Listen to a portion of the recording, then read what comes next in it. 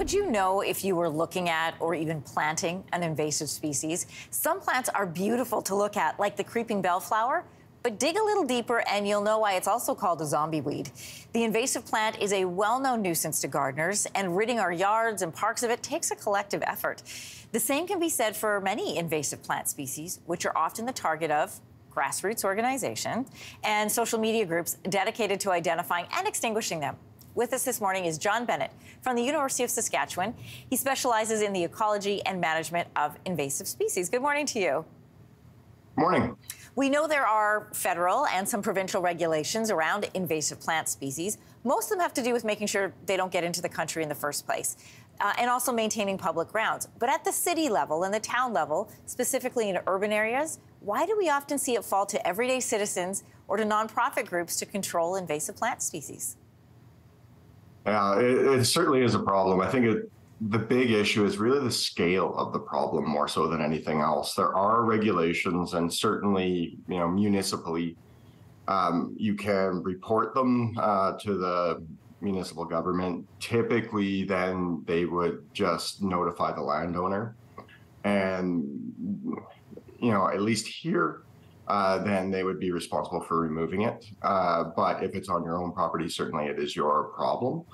And it's the same case, whether or not you're in the city or in the countryside. It typically falls on the landowner to maintain and manage those invasive plants. There's just too many different invasive plants, too big of a problem, and there's just no way that the government is going to be able to manage it. And certainly, I don't think most people would really want the government coming into their backyard and trying to get rid of these plants for them anyway. We showed a picture of the creeping bellflower, for example. It's native to Europe. It is becoming a problem in Canadian cities like Toronto, Calgary, Saskatoon.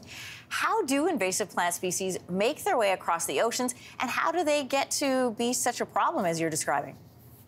Yeah, certainly. So most of the time, the reason why they're making their way across the ocean is because we brought them with us. So a lot of those times it's intentional. So we bring them because they're pretty, and so there are individuals, or historically at least, there have been a lot of individuals that tried to bring plants from Europe to North America with them to remind them of home, or things that they thought were pretty. And even now, we still get, in some cases, horticultural species that are brought over for the horticultural trade that they think are pretty, and people bring them over.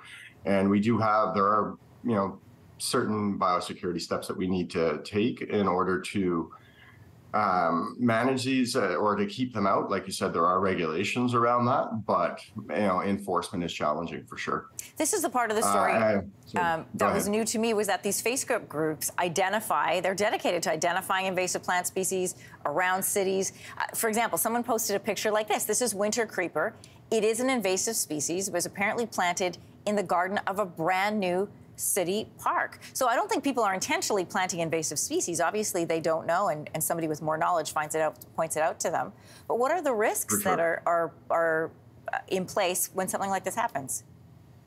Yeah, the risks can be quite large. For a lot of the urban species, they're more nuisance than anything else, I would say. But once they get into more natural environments, certainly there can be losses of biodiversity, and they really would change the way those ecosystems function.